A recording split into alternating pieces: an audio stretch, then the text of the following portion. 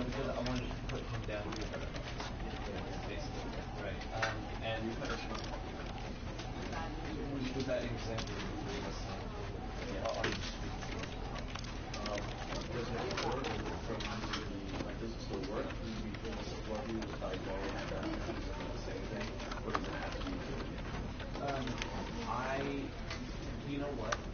Even if you were going to be sarcastic and ironic, I think you should still act as though it was personal in order to leave the biggest kind of stuff.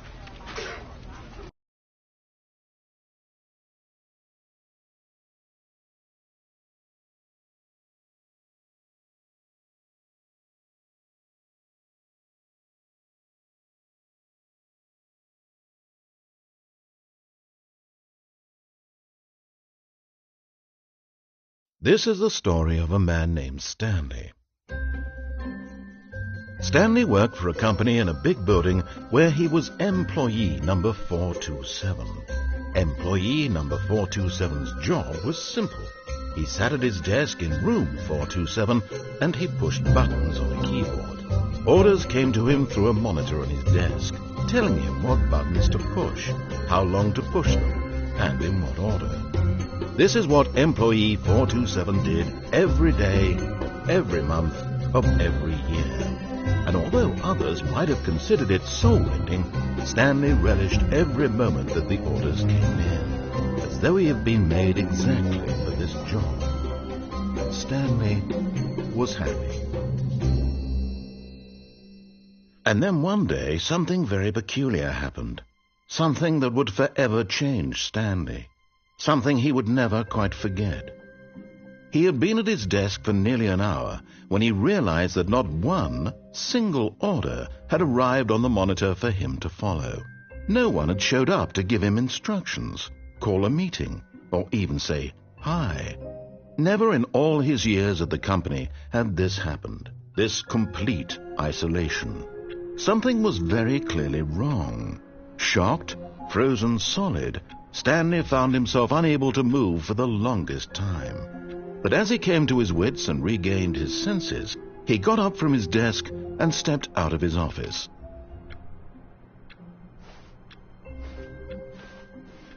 All of his co-workers were gone. What could it mean? Stanley decided to go to the meeting room. Perhaps he had simply missed a memo. No matter how hard Stanley looked, he couldn't find a trace of his co-workers. Stanley went around touching every little thing in the office, but it didn't make a single difference, nor did it advance the story in any way.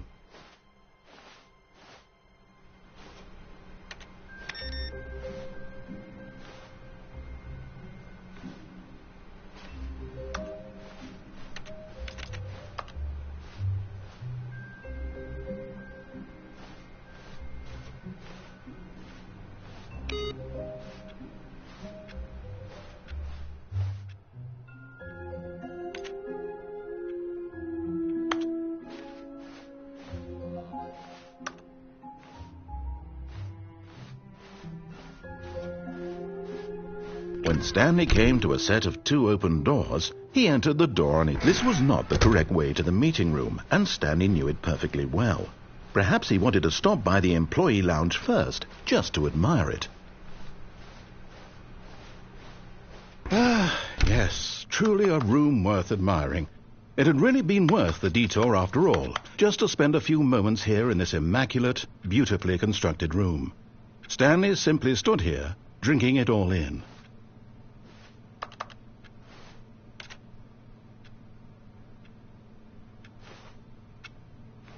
Yes, really, really worth it being here in the room.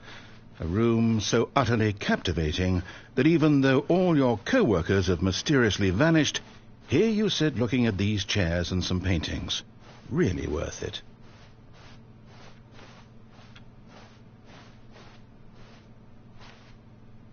At this point, Stanley's obsession with this room bordered on creepy and reflected poorly on his overall personality. It's possible that this is why everyone left.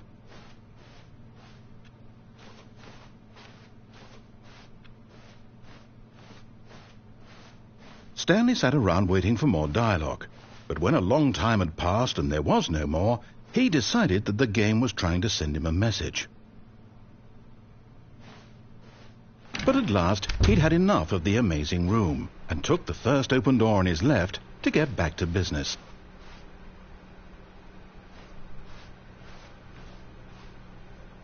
Stanley was so bad at following directions, it's incredible he wasn't fired years ago.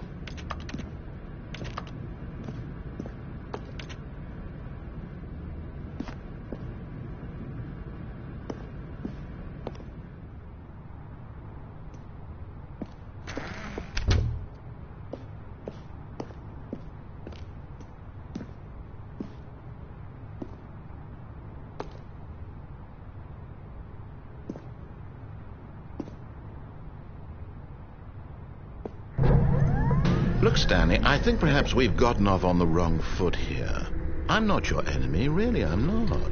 I realize that investing your trust in someone else can be difficult, but the fact is that the story has been about nothing but you all this time. There's someone you've been neglecting, Stanley. Someone you've forgotten about. What? Really? I was in the middle of something. Do you have zero consideration for others? Are you that convinced that I want something bad to happen to you? Why, I don't know how to convince you of this, but I really do want to help you, to show you something beautiful. Look, let me prove it. Let me prove that I'm on your side. Give me a chance.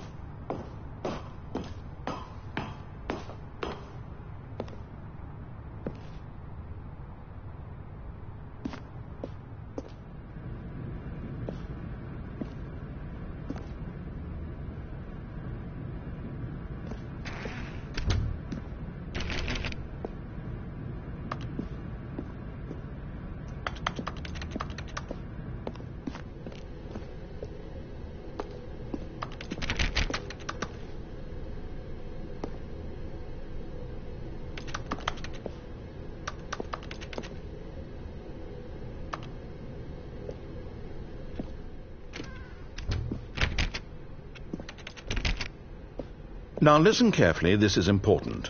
Stanley walked through the red door.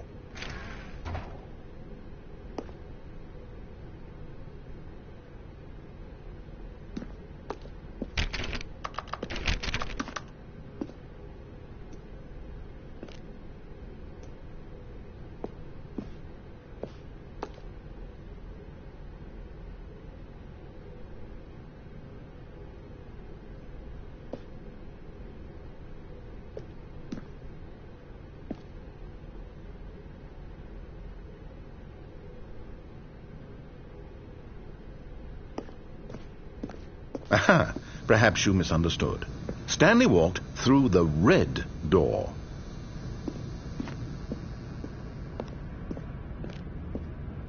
I still don't think we're communicating properly. Stanley walked through the red door.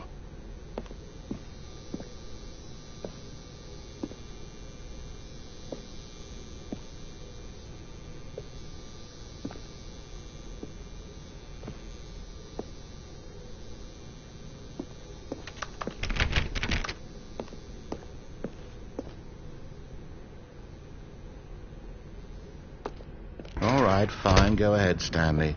You want to know so badly what's out there? You want to find out what lies at the end of this road you've chosen? Well, don't let me stop you.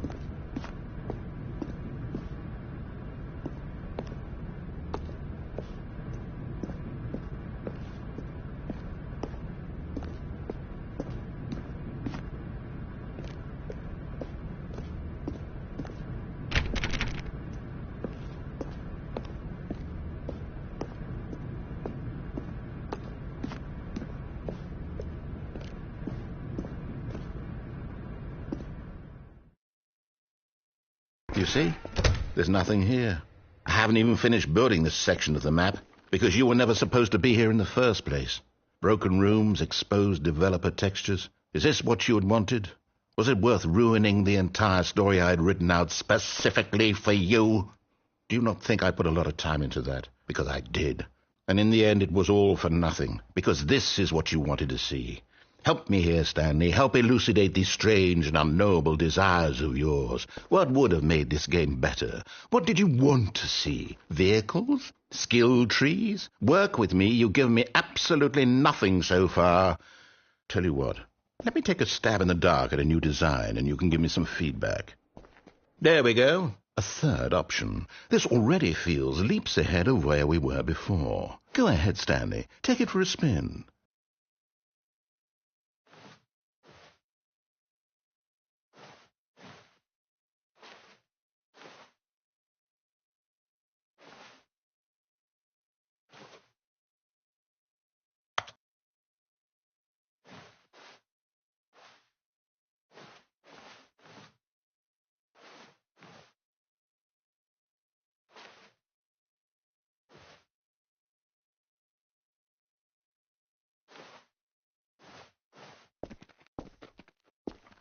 Okay, I'm going to stop you there. Now, tell me about your experience with this new version. Would you say that the game benefited from allowing you more choices?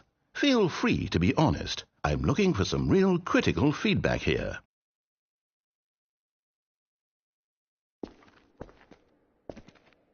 Okay, so we're getting somewhere. Clearly there's something here that speaks to you. If I can be honest here, I really don't have any idea where I'm going with this. This whole third door thing was just a stab in the dark. But I guess you're into it, so let's keep this party train rolling. Here, based on the data from your previous playthrough, I've compiled a new version. And to be perfectly candid, I think I've knocked it out of the park with this one. Let's take a look.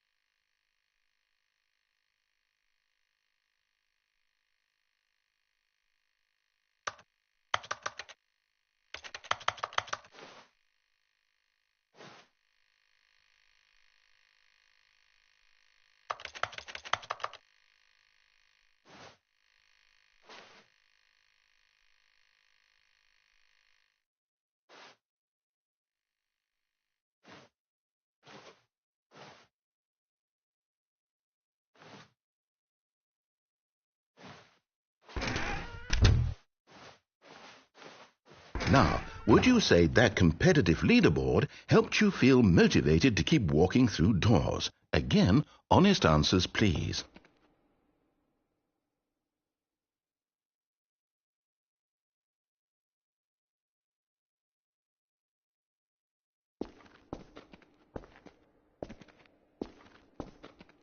Hey, I nearly forgot. I've got a prototype of a new game I've been working on, and now would be a lovely opportunity to give it some playtesting. You wouldn't mind taking a look at it, would you? Perfect. Let me boot it up.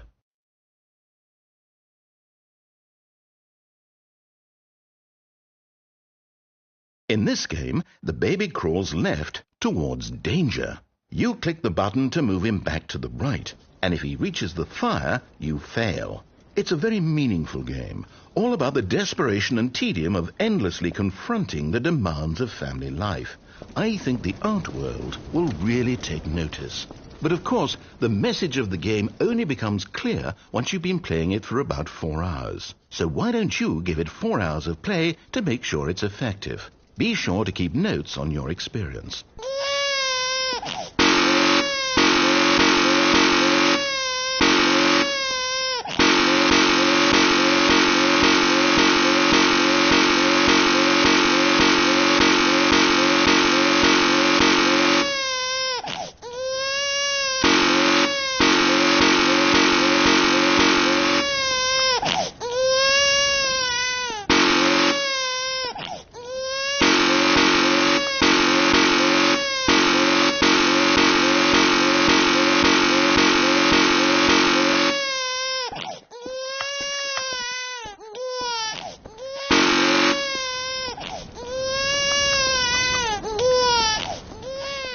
You heartless bastard.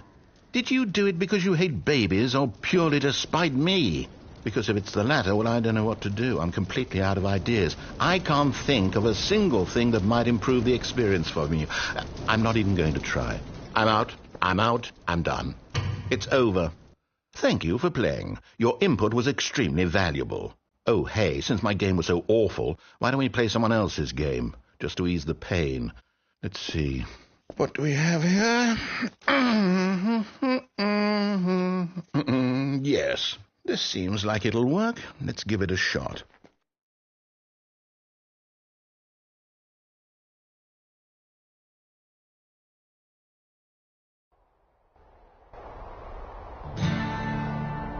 Aha! Fascinating.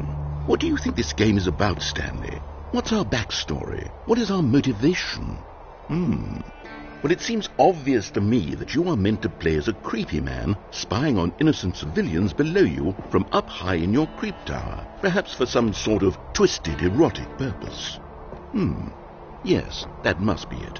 What a fascinating venture into the experience of total mental depravity. So far, I love everything about this game, Stanley. And it seems there's even more. Come, let's venture outward and see what else is out there.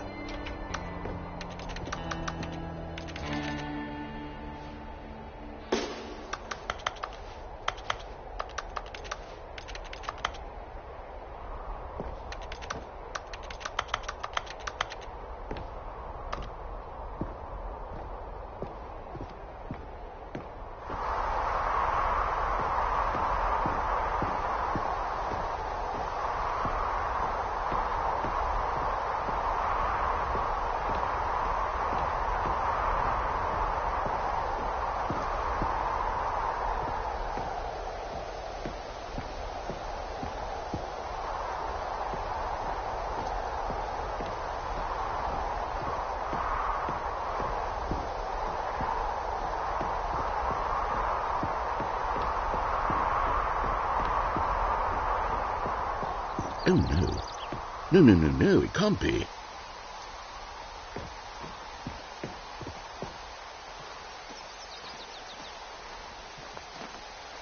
It is.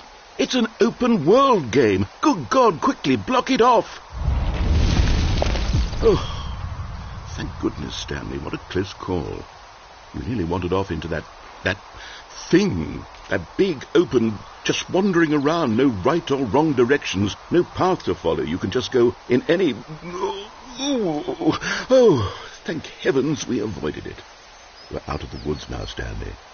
Okay, I'm going to get us out of here. Let's find another game. Preferably something with walls. Something with nice, big, insurmountable walls. Okay, I think this will be just the thing.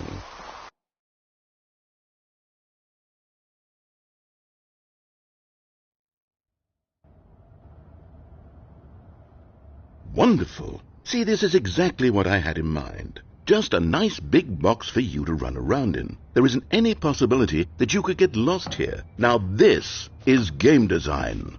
Stanley, if you manage to get lost in this game, I will be phenomenally impressed. Okay, so what exactly do we do here? Let's see. There are lots of cars here in the back, but obviously there's no racetrack. Okay, I'm seeing that there's a ball of some kind back here. Is this game sports ball? Stanley, I think it's sports ball. Oh, what fun. We shall run the bases and do a touchdown together. Yes, I think surely we must. Okay, Stanley, here's the ball. Have fun.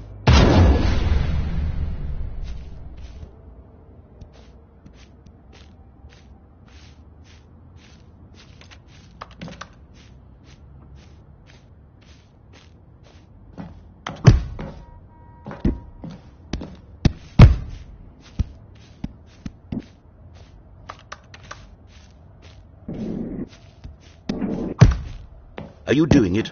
Are you winning? Is this fun? Is it better than my miserable little story that I worked so hard on? Stanley, I have a thought, and I realize I'm not a sportsologist, but if one ball generates a certain amount of raw adrenal pleasure, then surely multiple balls makes for an even more euphoric sports experience. I'm going to try it out. Here comes another ball. Yes! Oh, goodness, that really does feel amazing, doesn't it? Stanley, I'm like a child in a confectionery shop. I simply have to have more. I'm insatiable. More balls!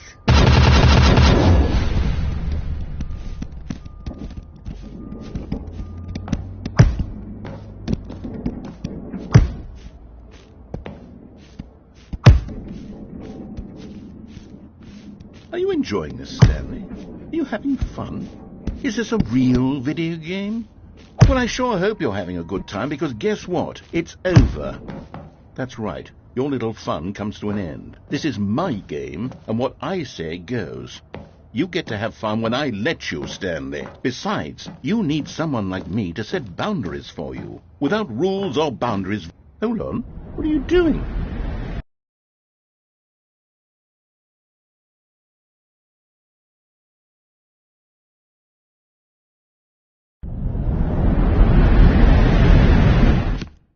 Stanley, don't do that. I can't follow you there. I can't help you.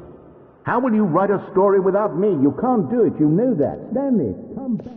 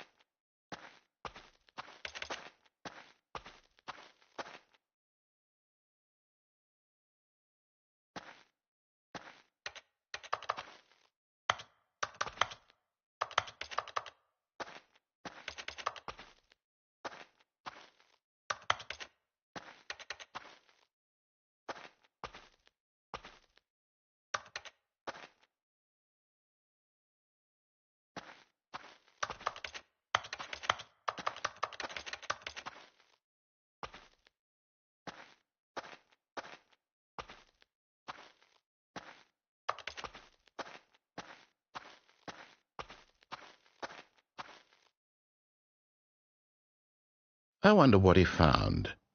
If what he wanted was to be the leading man in his own story, well, perhaps he's gotten it, down in wherever he is right now. I wonder if he's happy with his choice, and if he's learned the heavy cost that comes with it. He'll understand soon what I was trying to tell him. He needs me. Someone who will wrap everything up at the end, to make sense out of the chaos and the fear and the confusion. That's who I am. That is what I mean to this world. Oh, yes. Yes, I'll be back. There's no other way. Once this ends, after it all comes to a close, then I'll be back. The end will be here soon. Very soon. I can wait.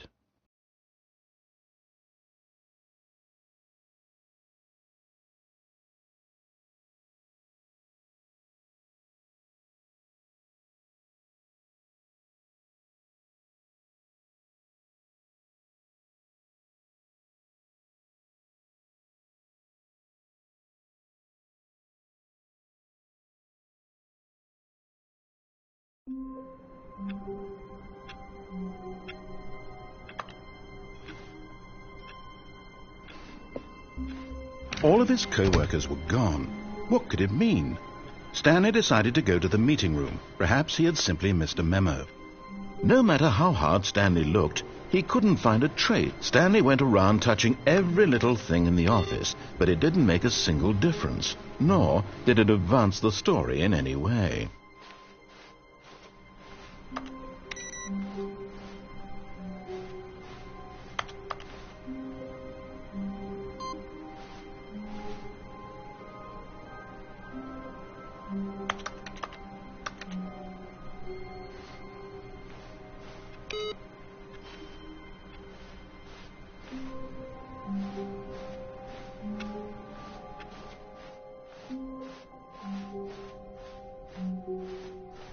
When Stanley came to a set of 2 open doors, he entered the door on his left.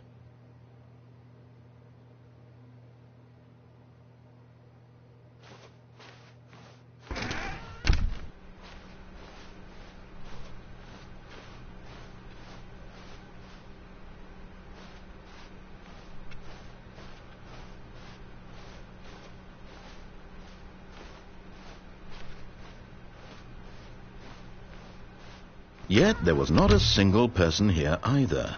Feeling a wave of disbelief, Stanley decided to go up to his boss's office, hoping he might find an answer there.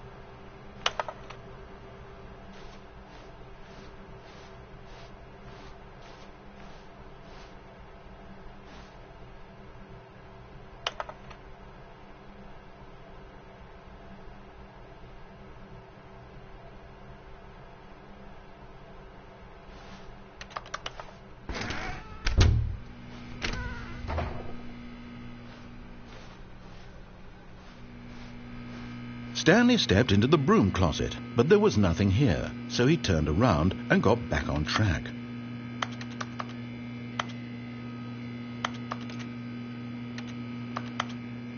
There was nothing here. No choice to make, no path to follow, just an empty broom closet. No reason to still be here.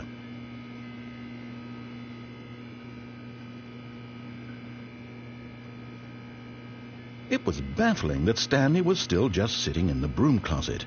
He wasn't even doing anything. At least if there was something to interact with, he'd be justified in some way. As it is, he's literally just standing there doing sweet FA.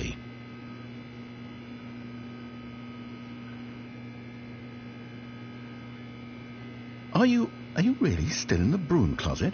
Standing around doing nothing? Why? Please offer me some explanation here. I'm genuinely confused.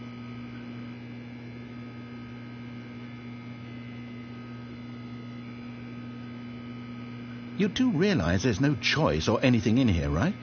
If I'd said Stanley walked past the broom closet, at least you would have had a reason for exploring it to find out. But it didn't even occur to me because literally this closet is of absolutely no significance to the story whatsoever. I never would have thought to mention it.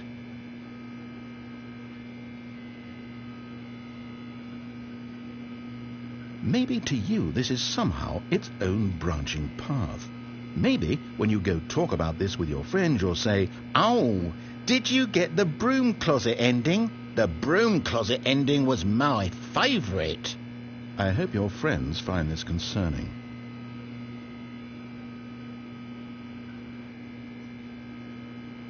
Stanley was fat and ugly and really stupid. He probably only got the job because of a family connection. That's how stupid he is. That or with drug money. Also, Stanley is addicted to drugs and hookers.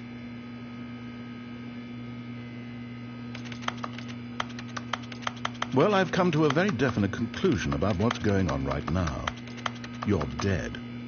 You got to this broom closet, explored it a bit, and were just about to leave because there's nothing here, when a physical malady of some sort shut down your central nervous system and you collapsed in front of your screen.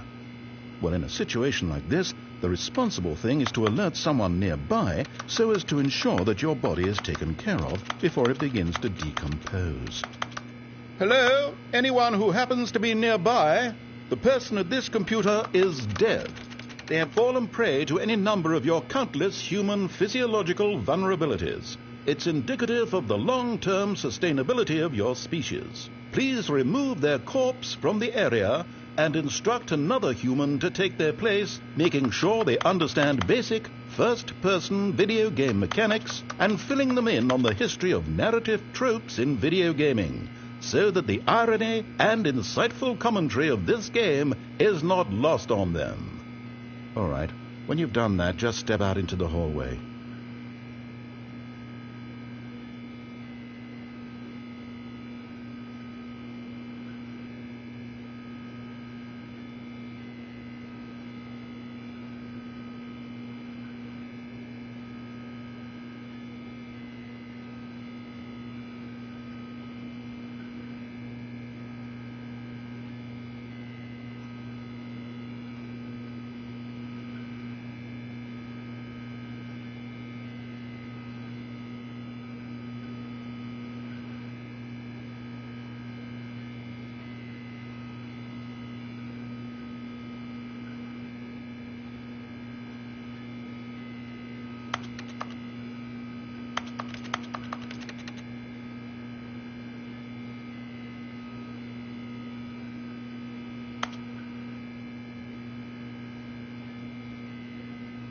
Ah, second player. It's good to have you on board. I guarantee you can't do any worse than the person who came before you. You too? Unbelievable. I'm at the mercy of an entire species of invalids. Perhaps there's a monkey nearby you can hand the controls to. A fish? Fungus? Look, you can hammer out the details. I'm not particularly picky. I'll just be waiting for when you're ready to pick up the story again.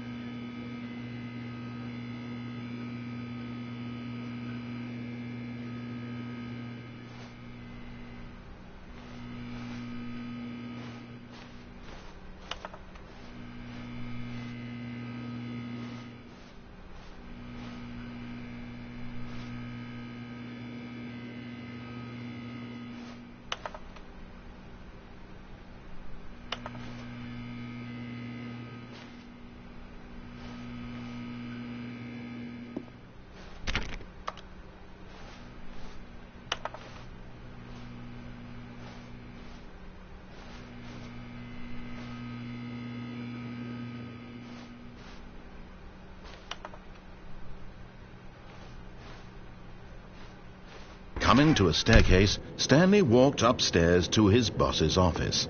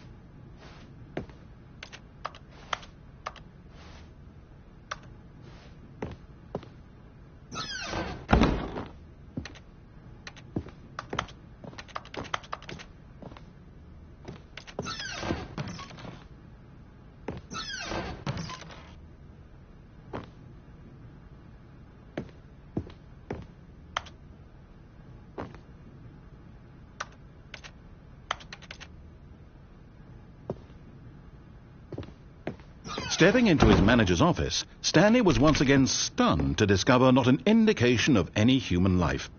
Shocked, unraveled, Stanley wondered in disbelief who orchestrated this, what dark secret was being held from him.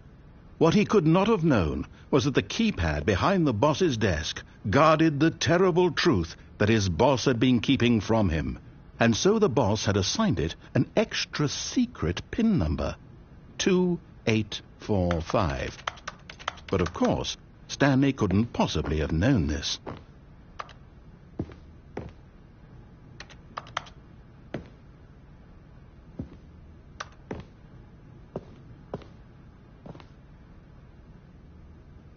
Stanley just sat around twiddling his thumbs. Trying to input anything on the device was useless, since he could never possibly know that the combination was 2845.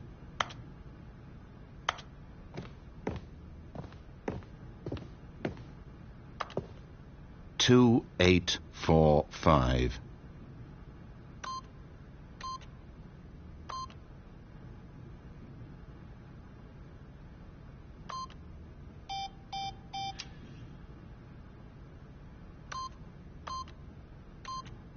Forgot, but it turns out that the panel's emergency override kicked in, and the door just opened all by itself, and Stanley got the hell along with the story. Well, whoop-de-doo.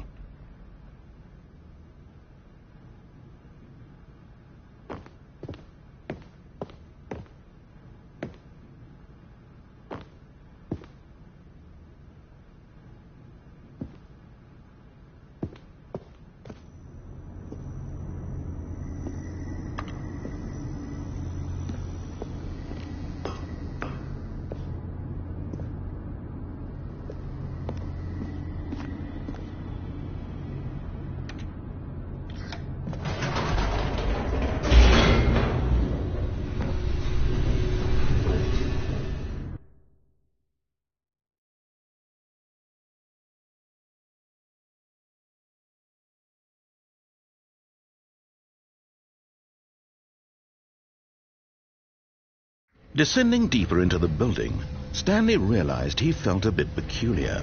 It was a stirring of emotion in his chest, as though he felt more free to think for himself, to question the nature of his job. Why did he feel this now, when for years it had never occurred to him?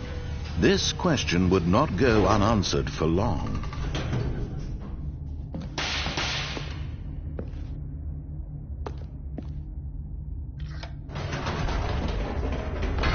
Whoops. Nope. Never mind. Stanley actually got back into the elevator and went back up. Silly me. Why did Stanley do that when he knew that it would just lead back to his boss's office? Well, that's a great question. I just can't wait to find out.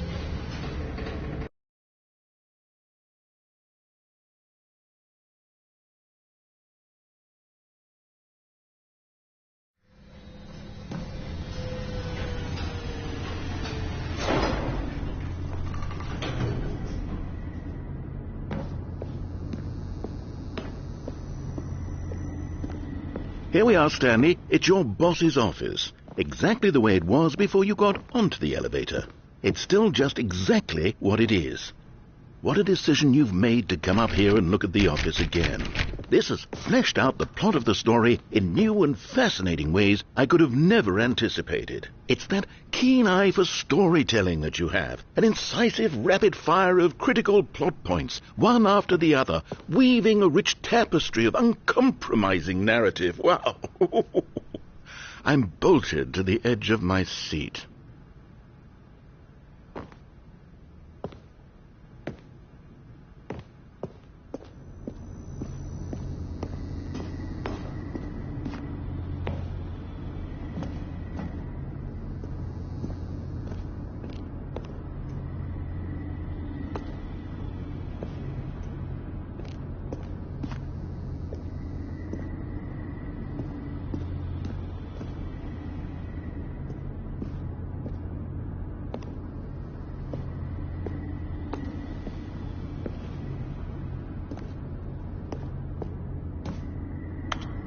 Incredible. Now he's getting back into the elevator and going down again. Ladies and gentlemen, how does he keep coming up with all of this?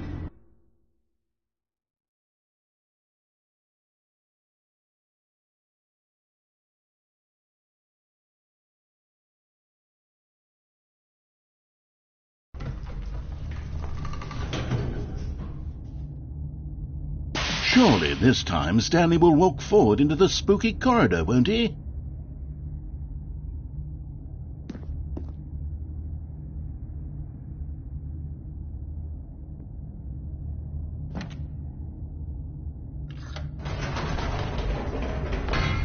Did you think we were going to go forward down the spooky corridor? No. It's time once again to go back up in the elevator. I can't even begin to grapple with what might be up there. Is it the boss's office again? Or what if it's the boss's office this time? The suspense is killing me.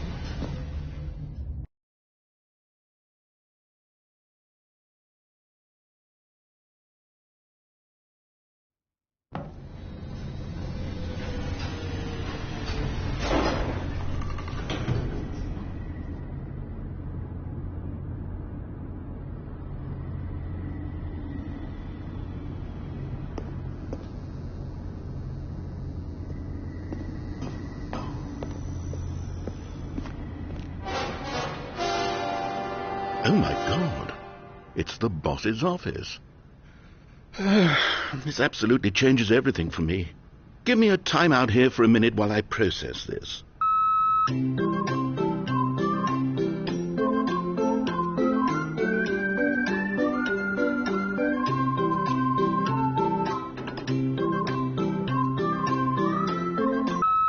Okay, I'm ready. I'm prepared to embrace this stunning revelation and to move forward with... No, wait. No, I need more time to process.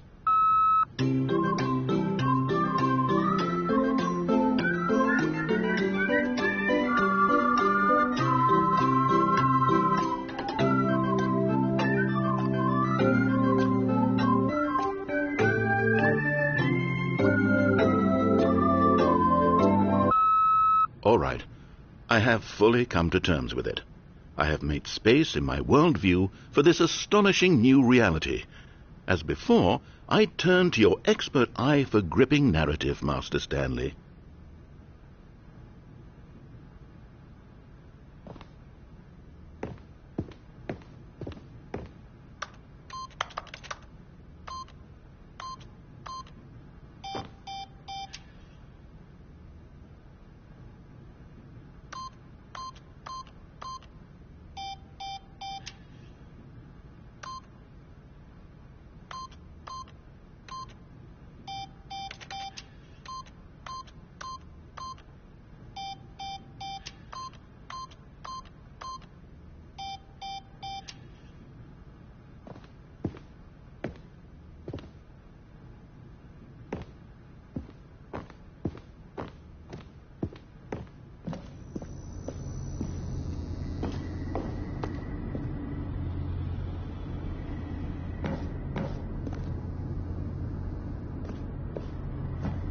Of course. Going back down in the elevator. How did I not anticipate it? I mean, sure, now it's obvious, but you have to understand that 30 seconds ago, this kind of thing had never been attempted before. I had no frame of reference to even anticipate it. That's just how revelatory Stanley's decision-making is. A breath of fresh air in a landscape of storytelling that has grown stale and repetitive.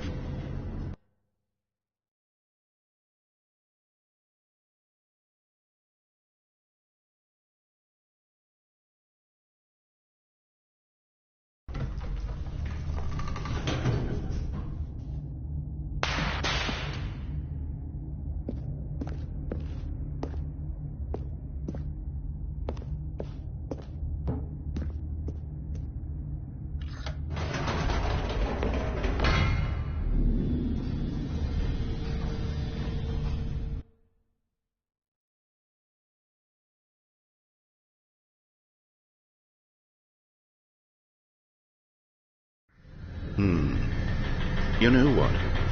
I've just thought of something. Hold on, let's stop for a moment. Don't you realize? It's the anticipation, Stanley.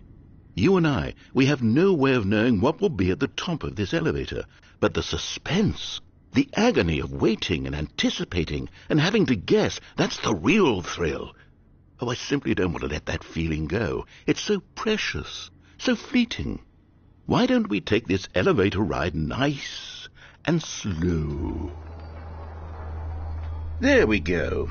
Isn't this so much more exciting? You know, Stanley, it seems like nowadays the only thing that audiences want is to be shocked as loudly and frequently as possible. They want big, explosive moments flung right in their faces from the very moment that things get started. But where's the tension? Where's the trust in the audience to build a slow and nuanced appreciation for the story, the characters? Why aren't we given time to imagine the surprises, to have to think and to anticipate, and then to marvel at the eventual reveal? This is storytelling, Stanley. What you and I are doing right now. This is the most exciting narrative to be developed in years, and it's really all because of you. You're the one who took this bold step of revisiting the exact same locations over and over. Truly, I mean it. This is unique and different. It's not like anything else out there. You see, I want stories that surprise me, Stanley. I want to have to think. I want to be engaged and not pandered to. We're being fed such unimaginative drivel all the time, and we all know it, which is why we're so starved for content that makes us feel sharp and vital and alive. That's why people like you so much, Stanley, because you're not afraid to spit in the face of tradition. You're a role model, you know. People look up to you, which is why, oh, I didn't know when to spring this on you, but, well, I've gathered a little press conference for you, so that you can talk about your work and your storytelling and your life. Yes, I know you're not much for the public eye, but I thought it would especially mean a lot to the people who have been following you from the beginning. They really look up to you, Stanley. I don't know if you realize the impact you have on them. This is the kind of gesture that might leave a tremendous impact on them for the better. Oh, good, we're here.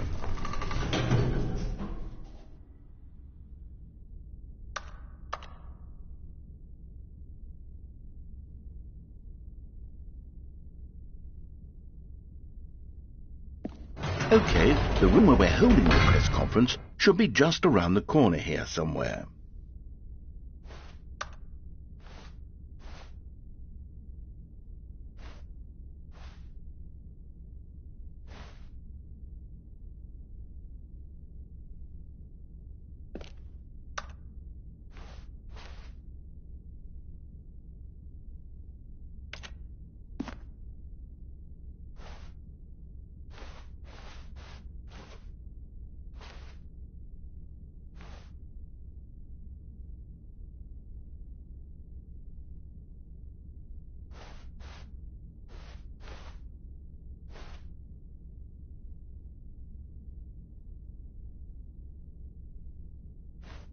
Ah, yes, here it is, just through this door.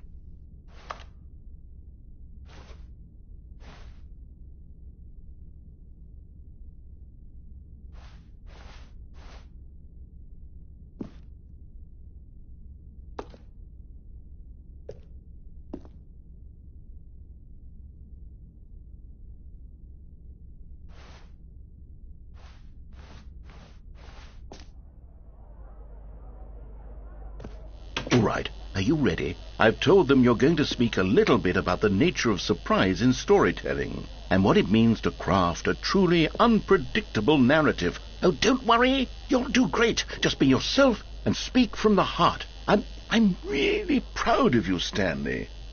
Okay, it looks like they're ready for you. Go get 'em.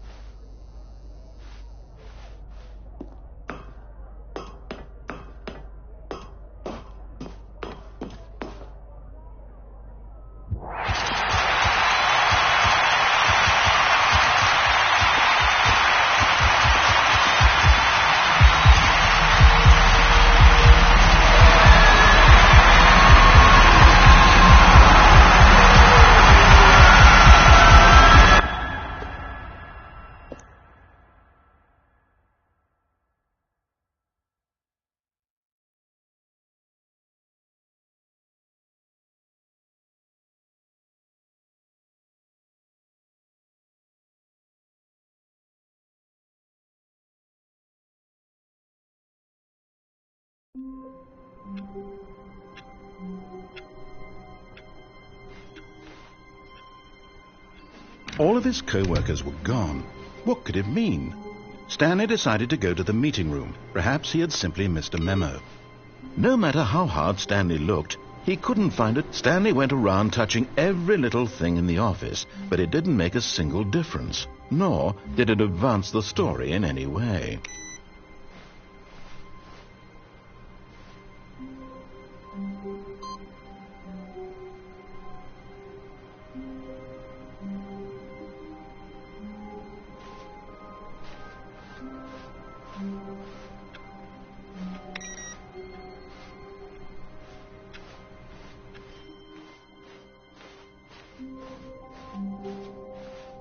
When Stanley came to a set of 2 open doors, he entered the door on his left.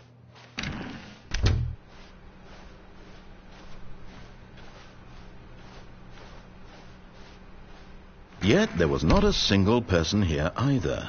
Feeling a wave of disbelief, Stanley decided to go up to his boss's office, hoping he might find an answer there.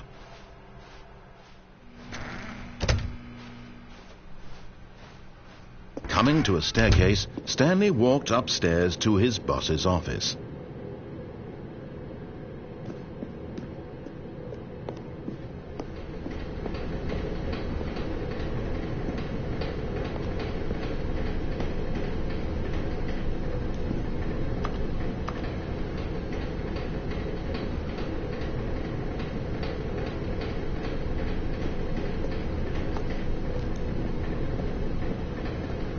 But Stanley just couldn't do it. He considered the possibility of facing his boss. Admitting he had left his post during work hours, he might be fired for that. And in such a competitive economy, why had he taken that risk? All because he believed everyone had vanished? His boss would think he was crazy. And then something occurred to Stanley. Maybe, he thought to himself, maybe I am crazy. All of my co-workers blinking mysteriously out of existence in a single moment for no reason at all? None of it made any logical sense. And as Stanley pondered this, he began to make other strange observations. For example, why couldn't he see his feet when he looked down? Why did doors close automatically behind him wherever he went? And for that matter, these rooms were starting to look pretty familiar. Were they simply repeating? No, Stanley said to himself, this is all too strange. This can't be real. And at last, he came to the conclusion that had been on the tip of his tongue. He just hadn't found the words for it. "I'm dreaming!" he yelled. "This is all a dream." Oh, what a relief Stanley felt to have finally found an answer, an explanation. His co-workers weren't actually gone. He wasn't going to lose his job. He wasn't crazy after all. And he thought to himself, I suppose I'll wake up soon. I'll have to go back to my boring real-life job pushing buttons. I may as well enjoy this while I'm still lucid. So he imagined himself flying and began to gently float above the ground.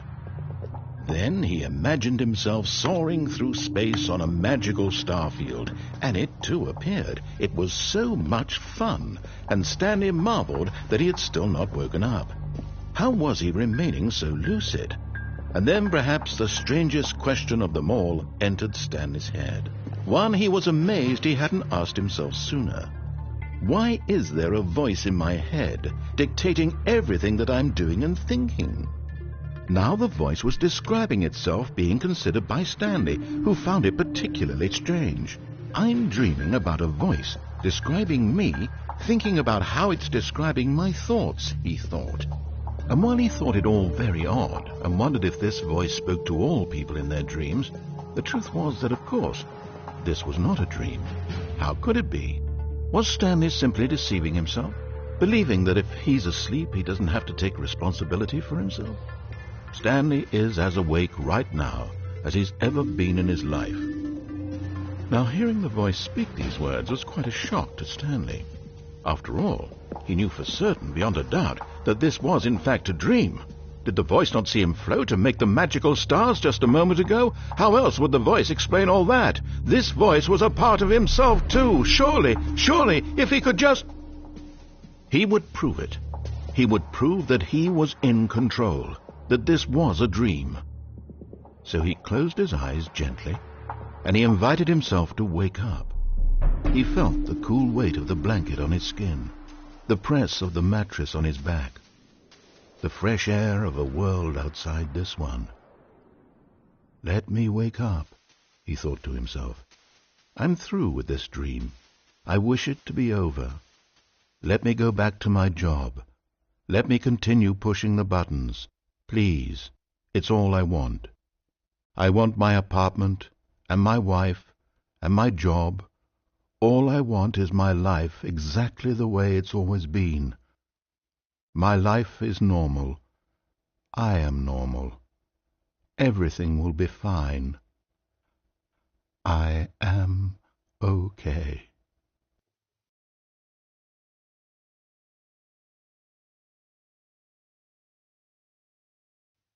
Stanley began screaming. Please, someone, wake me up. My name is Stanley. I have a boss. I have an office. I am real. Please, just someone tell me I am real. I must be real. I must be. Can anyone hear my voice? Who am I? Who am I? And everything went black.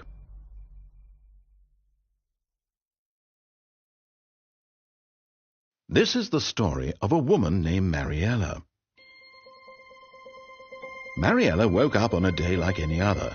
She arose, got dressed, gathered her belongings, and walked to her place of work.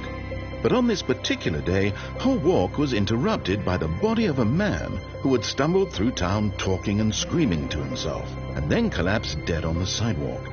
And although she would soon turn to go call for an ambulance, for just a few brief moments she considered the strange man. He was obviously crazy. This much she knew. Everyone knows what crazy people look like. And in that moment, she thought to herself how lucky she was to be normal. I am sane. I am in control of my mind. I know what is real and what isn't. It was comforting to think this, and in a certain way, seeing this man made her feel better.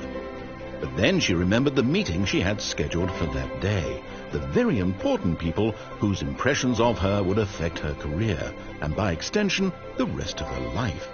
She had no time for this, so it was only a moment that she stood there, staring down at the body. And then she turned and ran.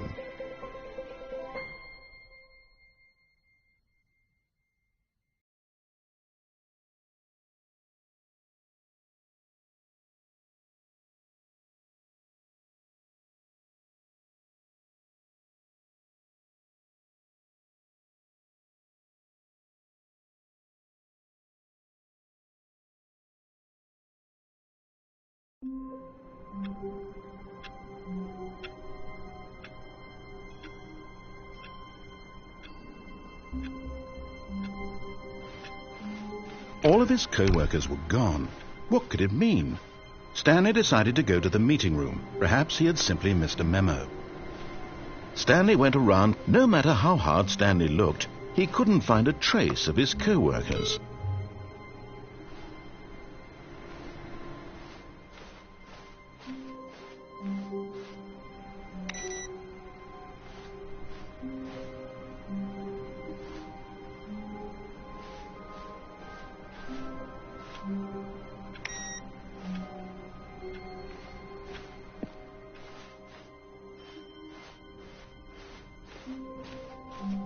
When Stanley came to a set of 2 open doors, he entered the door on his left. This was not the correct way to the meeting room, and Stanley knew it perfectly well. Perhaps he wanted to stop by the employee lounge first, just to admire it. Wow, yes, this room. What a beautiful room. What a gorgeous. But eager to get back to business, Stanley took the first open door on his left. And so he detoured through the maintenance section, walked straight ahead to the opposite door, and got back on track.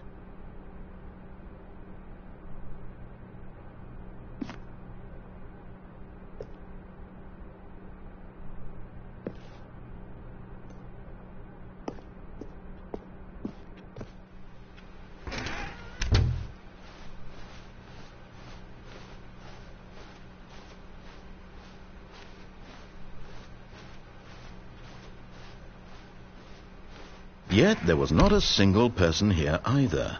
Feeling a wave of disbelief, Stanley decided to go up to his boss's office, hoping he might find an answer there.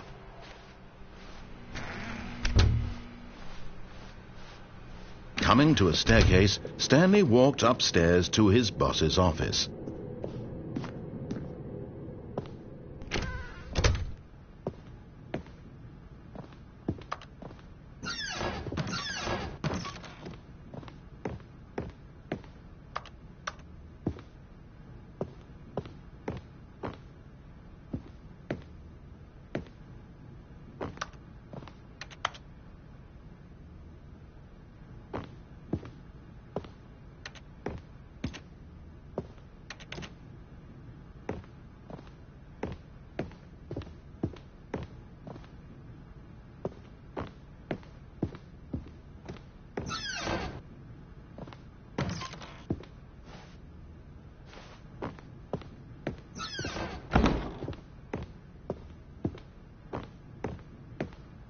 Stepping into his manager's office, Stanley was once again stunned to discover not an indication of any human life.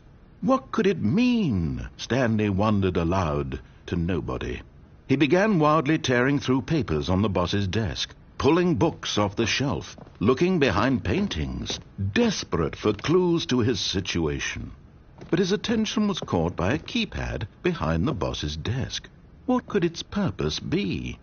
In fact, this keypad guarded the terrible secret that lay buried below his feet.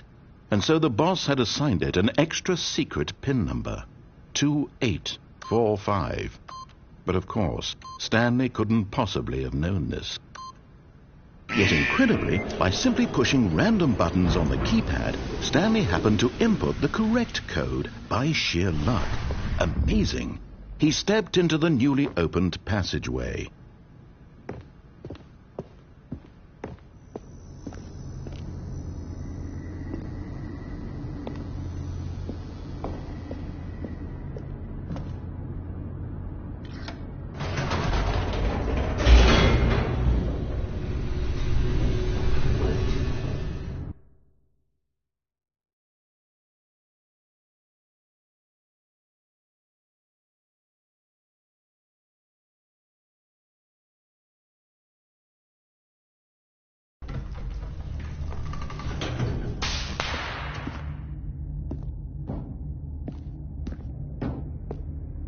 Stanley walked straight ahead through the large door that read Mind Control Facility.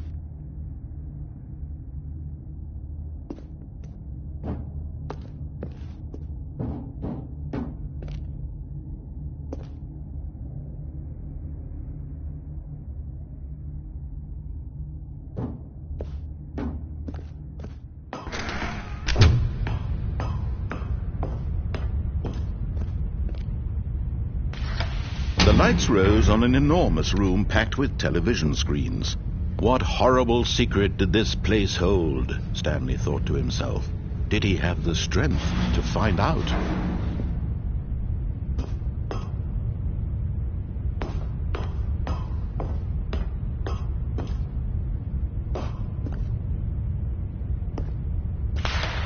Now the monitors jumped to life, their true nature revealed. Each bore the number of an employee in the building, Stanley's co-workers. The lives of so many individuals reduced to images on a screen, and Stanley, one of them, eternally monitored in this place where freedom meant nothing.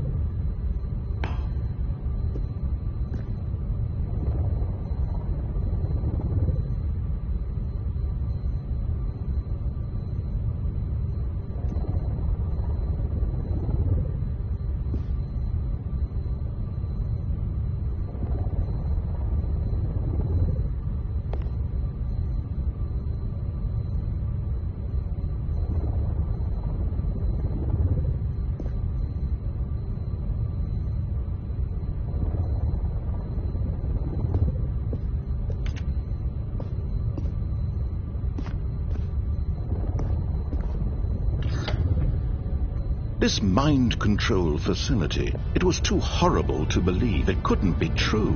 Had Stanley really been under someone's control all this time?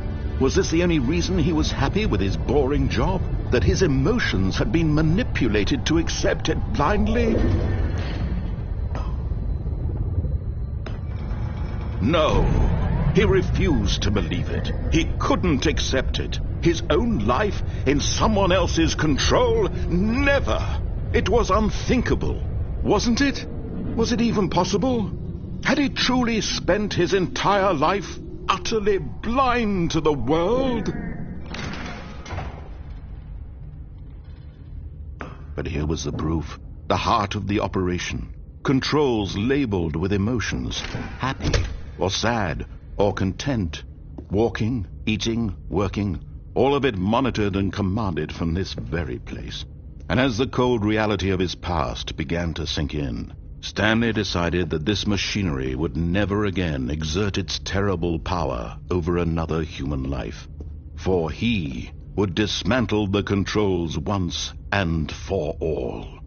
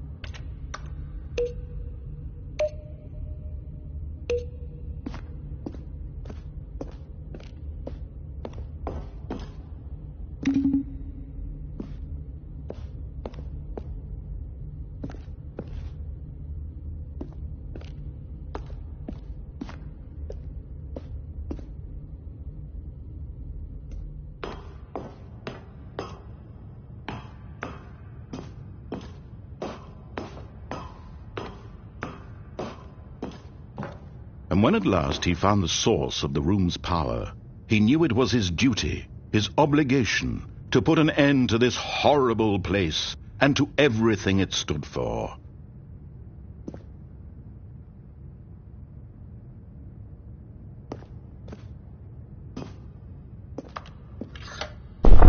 Oh, Stanley, you didn't just activate the controls, did you? After they kept you enslaved all these years, you go and you try to take control of the machine for yourself? Is that what you wanted? Control? Oh, Stanley, I applaud your effort, I really do. But you need to understand, there's only so much that machine can do. You were supposed to let it go, turn the controls off, and leave. If you want to throw my story off track, you're going to have to do much better than that. I'm afraid you don't have nearly the power you think you do. For example, and I believe you'll find this pertinent, Stanley suddenly realized he had just initiated the network's emergency detonation system.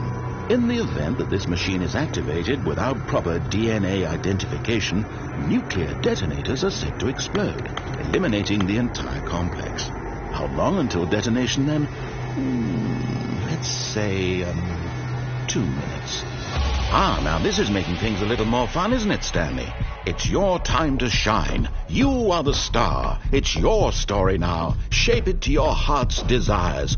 Oh, this is much better than what I had in mind. What a shame we have so little time left to enjoy it. Mere moments until the bomb goes off. But what precious moments each one of them is.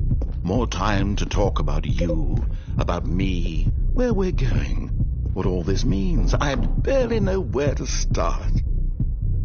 What's that? You'd like to know where your co-workers are? A moment of solace before you're obliterated? All right, I'm in a good mood. You're going to die anyway. I'll tell you exactly what happened to them. I erased them. I turned off the machine. I set you free. Of course, that was merely in this instance of the story. Sometimes when I tell it, I simply let you sit there in your office forever, pushing buttons endlessly and then dying alone. Other times, I let the office sink into the ground, swallowing everyone inside, or I let it burn to a crisp. I have to say this, though, this version of events has been rather amusing. Watching you try to make sense of everything and take back the control wrested away from you...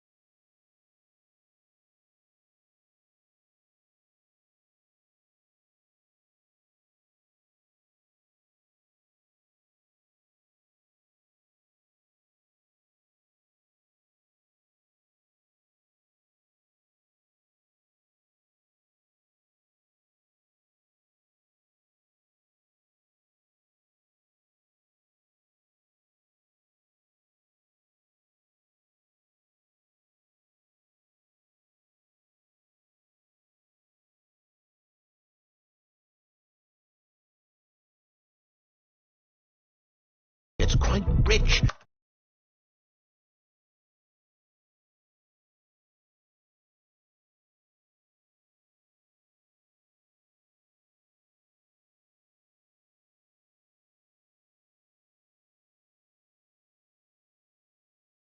almost hate to see it go. But I'm sure whatever I come up with on the next go-around will be even better. My goodness, only 34 seconds left. But I'm enjoying this so much. You know what? To hell with it. I'm going to put some extra time on the clock. Why not? These are precious additional seconds, Stanley. Time doesn't grow on trees. Oh, dear me. What's the matter, Stanley? Is it that you have no idea where you're going or what you're supposed to be doing right now? Or did you just assume when you saw that timer that something in this room was capable of turning it off? I mean, look at you. Running from button to button, screen to screen, clicking on every little thing in this room. These numbered buttons. No, these colored ones. Or maybe this big red button. Or this door. Everything, anything, something here will save me. Why would you think that, Stanley? That this video game can be beaten? Won? Solved? Do you have any idea what your purpose in this place is? Stanley, you're in for quite a disappointment. But here's a spoiler for you. That timer isn't a catalyst to keep the action moving along. It's just seconds ticking away to your death. You're only still playing instead of watching a cutscene because I want to watch you for every moment that you're powerless. To see you made humble. This is not a challenge. It's a tragedy. You wanted to control this world, that's fine. But I'm going to destroy it first, so you can't. Take a look at the clock, Stanley. That's 30 seconds you have left to struggle. 30 seconds until a big boom and then nothing. No ending here. Just you being blown to pieces. Will you cling desperately to your frail life, or will you let it go peacefully? Another choice. Make it count. Or don't. It's all the same to me. All a part of the joke. And believe me, I will be laughing at everything.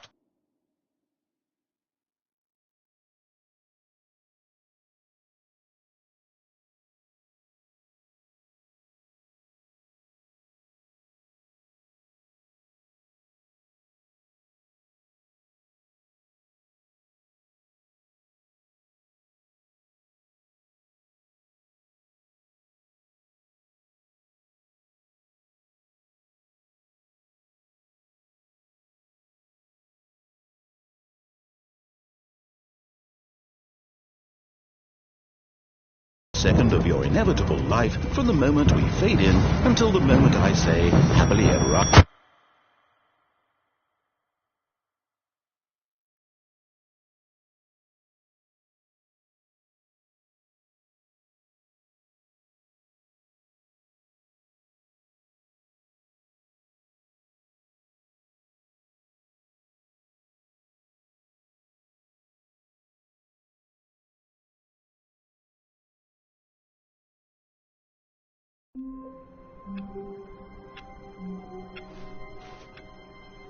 How long was I sitting there? Stanley wondered to himself.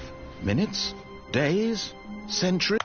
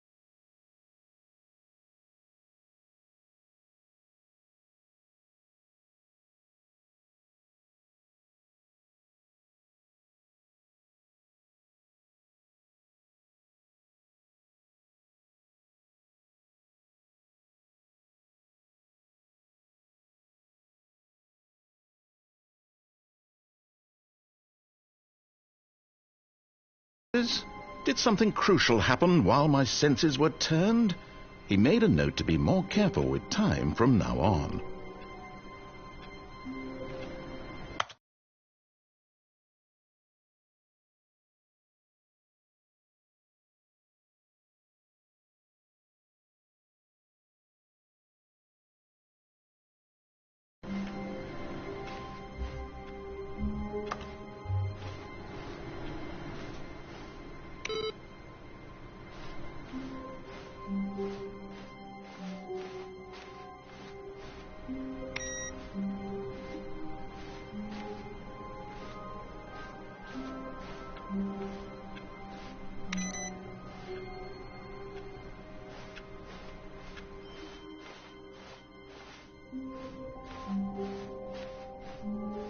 When Stanley came to a set of 2 open doors, he entered the door on his left.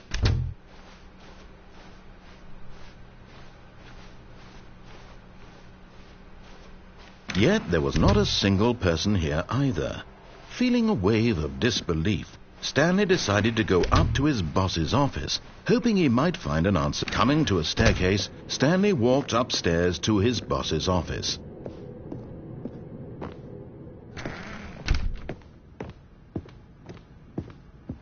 The moment he entered his manager's office, Stanley froze in his tracks. Not a living soul anywhere.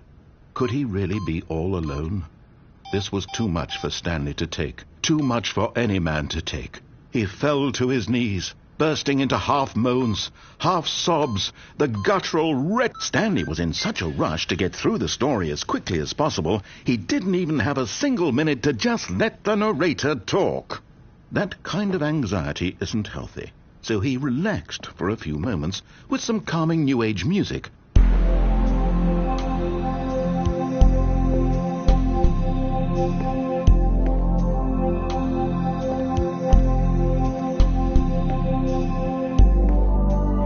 Feeling soothed and rejuvenated, Stanley calmly walked forward into the opened passageway.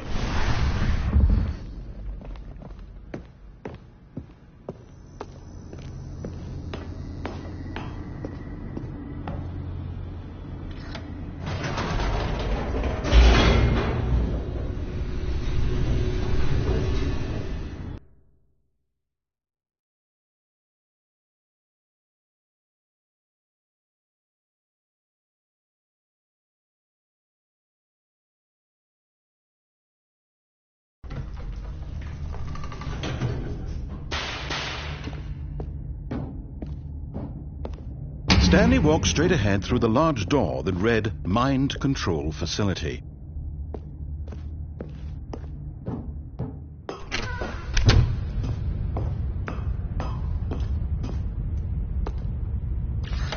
The lights rose on an enormous room packed with television screens.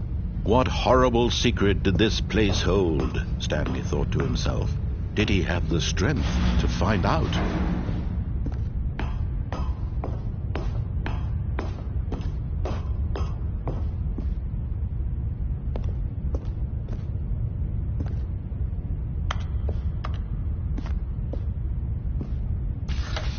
Now the monitors jumped to life, their true nature revealed.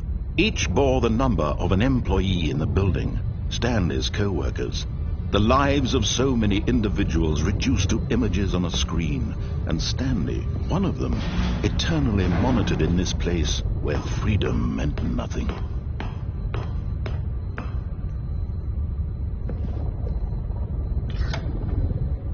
This mind control facility, it was too horrible to believe. It couldn't be true. Had Stanley really been under someone's control all this time? Was this the only reason he was happy with his boring job?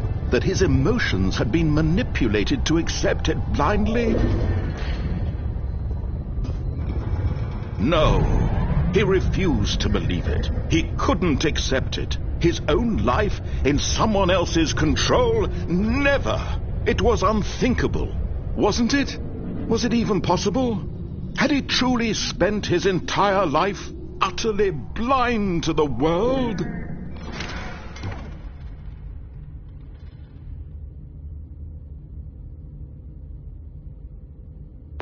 But Here was the proof. The heart of the operation. Controls labeled with emotions. Happy, or sad, or content. Walking, eating, working. All of it monitored and commanded from this very place. And as the cold reality of his past began to sink in, Stanley decided that this machinery would never again exert its terrible power over another human life. For he would dismantle the controls once and for all.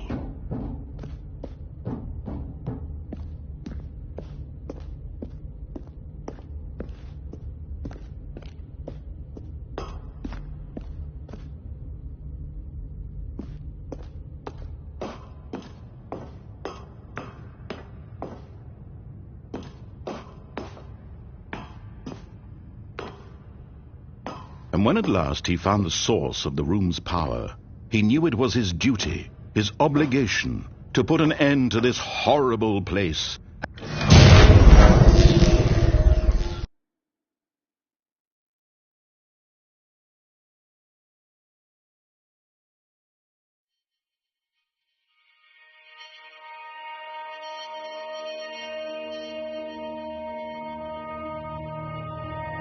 Blackness and a rising chill of uncertainty.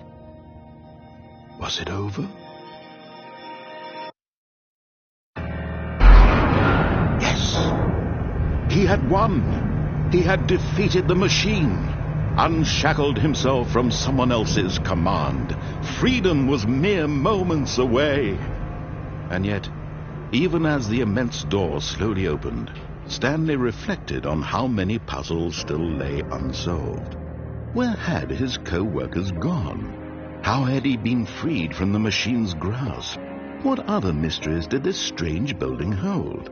But as sunlight streamed into the chamber, he realized none of this mattered to him, for it was not knowledge or even power that he had been seeking, but happiness. Perhaps his goal had not been to understand, but to let go. No longer would anyone tell him where to go, what to do, or how to feel. Whatever life he lives, it will be his. And that was all he needed to know. It was perhaps the only thing worth knowing. Stanley stepped through the open door.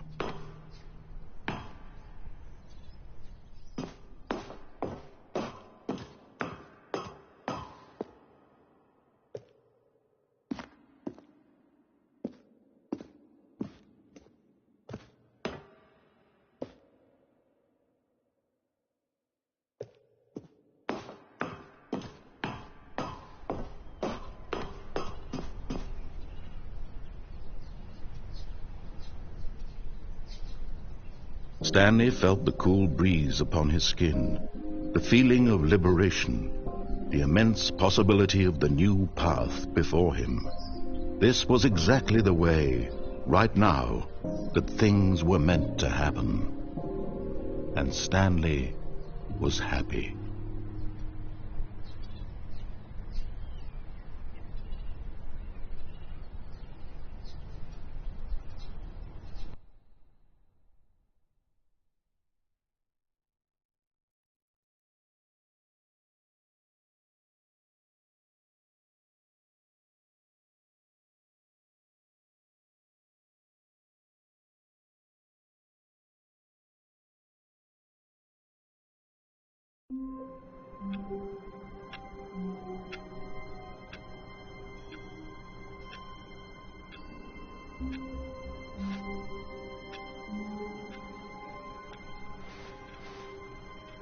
All of his co-workers were gone. What could it mean? Stanley decided to go to the meeting room. Perhaps he had simply missed a memo. No matter how hard Stanley looked, he couldn't find a trace of his co-workers.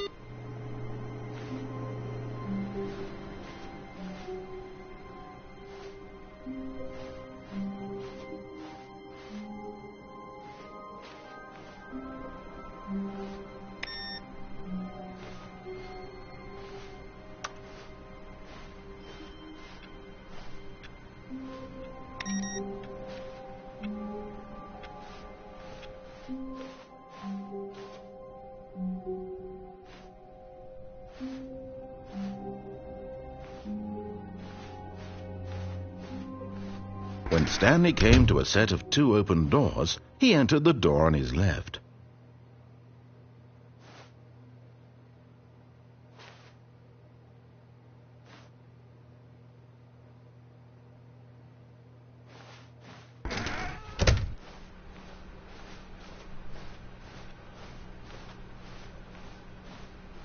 Yet there was not a single person here either.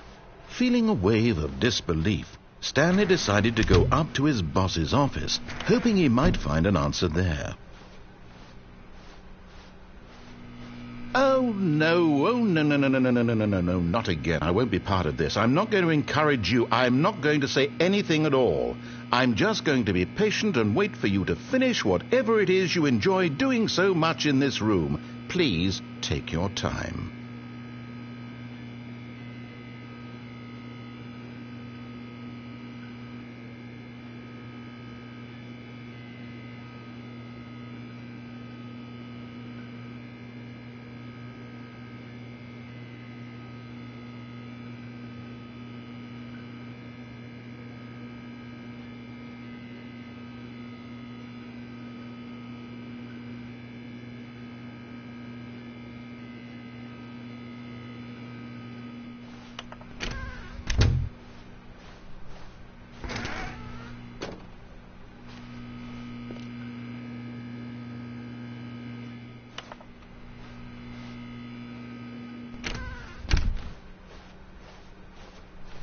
Coming to a staircase, Stanley walked upstairs to his boss's office.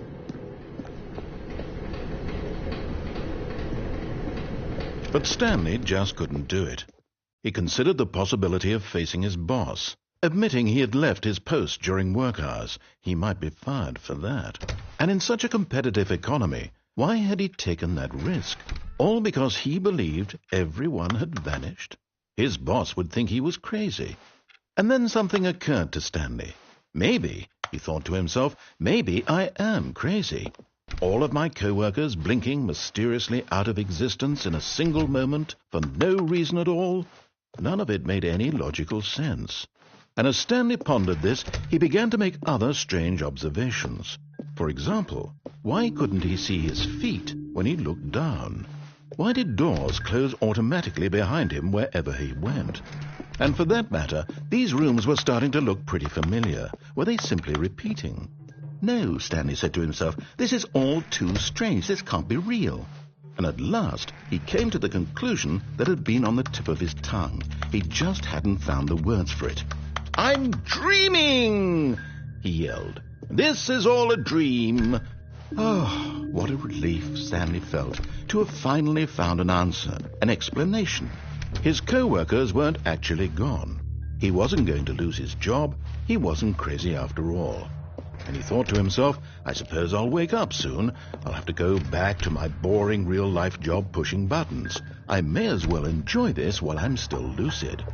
So he imagined himself flying and began to gently float above the ground.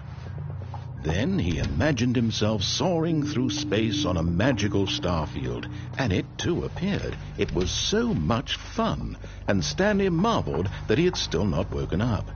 How was he remaining so lucid? And then perhaps the strangest question of them all entered Stanley's head. One he was amazed he hadn't asked himself sooner.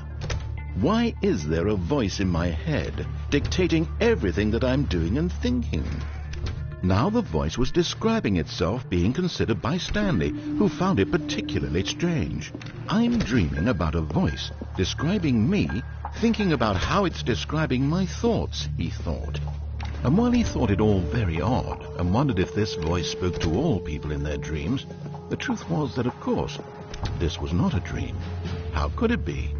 Was Stanley simply deceiving himself, believing that if he's asleep he doesn't have to take responsibility for himself? Stanley is as awake right now as he's ever been in his life. Now, hearing the voice speak these words was quite a shock to Stanley.